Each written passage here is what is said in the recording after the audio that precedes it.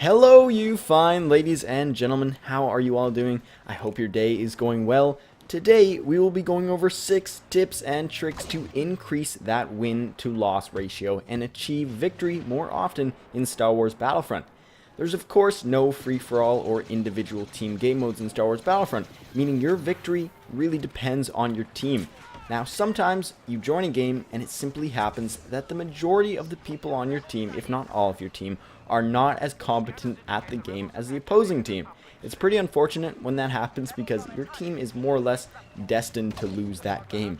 Then sometimes it's the total opposite, and the opposing team can't hold up to your team. However, now and then it so happens that both teams are quite equal, and the winner is determined by who plays better as a team. So hopefully these tips and tricks today will help you and your team if that situation comes up. So getting straight into tip number 1, use power-ups to your advantage. This is why I think that the Bounty Hunter trait is actually really great and very beneficial when playing large 40-player game modes, as it can really turn the tides of battle. Now, this probably doesn't happen very often, but say your team was trying to push up on the map and take control of an objective. However, it was being defended very well by the other team. An orbital strike or thermal imploder from either the Bounty Hunter trait or a pickup could really turn the tides and allow your team to push upon the objective and claim it. So next time you see a power-up on the ground, definitely go and pick it up because it could really come in handy and be just the thing that your team needs to pull off the victory. But be wary because you really need to be patient and wait for the best opportunity to use the power-up. Countless times I've gotten a smart rocket or thermal imploder and just wasted it as soon as I got it. And then a minute later I see a great opportunity where it would have really come in handy. So don't be too eager to use the power-ups and in turn waste them. Wait for the opportunity that would help your team out the most. On to tip number 2, learn how to be a good pilot and fly the starfighters. On game modes like Walker Assault and Supremacy, or other large game modes with starfighters, being able to control the skies is very helpful in winning the match. You can easily see where the enemy troops are and which areas of the map are contested, and you can then strike the enemy from above, allowing your teammates on the ground to move up the battlefield or defend an objective with far more ease. This is of course done far more easily if you have other teammates in the sky with you. However, if you are a good enough pilot, this can be done alone as well. So I would suggest playing lots of Fighter Squadron and playing in Starfighters more often in large game modes to get some practice and truly master the skill.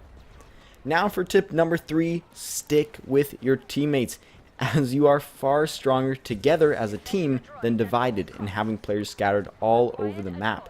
Even if you really want to go one way because there are a bunch of enemies and you want to get more points, following your teammates will be far more beneficial for your team and even you in the long run, as you can really dominate the battlefield if you have your teammates at your side. Not to mention, if one of those teammates is your partner, your star cards and abilities will recharge much quicker, allowing you to perform even better. Speaking of star cards and abilities, tip number 4 is use abilities and blasters that will help support your team. Star cards like the Back-to-Bomb, Scan Pulse, and especially the Iron Torpedo can really benefit your team as well as yourself. The reason I put emphasis on the Iron Torpedo is because whenever you're playing as Rebels and an AT-ST shows up, no one is ever using anything that can actually take it down, so you have to wait to get pickups that can do that. So if some people use the Iron Torpedo, those walkers will go down so much quicker and in turn benefit the whole Rebel team. Not to mention they are also really useful against starfighters and turrets. Now as far as blasters go, if everyone on the team is running around with blasters like the DLT-19X and other blasters that aren't really that easy to use or that advantageous in most situations, the team is going to be at a great disadvantage. So use blasters that are well suited to the map and that you can do well with, as it will be very beneficial as a team and individual. Now for tip number 5, use hero pickups wisely, as they can really impact the game. Use a hero that you know will be the best for the map you're playing on, whether it's close quarters, long range, or focused on objectives. Heroes seem like they have a lot of health, but it can be depleted incredibly quickly if you get surrounded when playing as a hero. So don't charge into the enemy's front lines and waste the hero pickup, because they can be even more powerful when sticking with your teammates and striking at the right time when the whole enemy team isn't firing at the hero. Last but not least, tip number 6 is play the objective.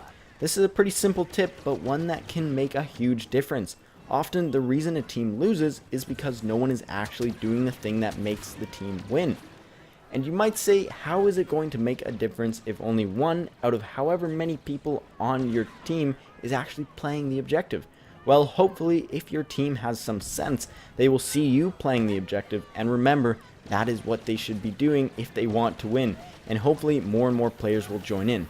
If not, then yeah, it's probably best to abandon that idea and stick with your teammates so that you can at least come out of the match with a higher KD, because you're not going to win it. So that is all for today. I hope you enjoyed, and I hope you found these tips useful and helpful. If you did, I'm very glad. If you wish to subscribe, feel more than welcome to, and as always, I will see you guys next time. Goodbye.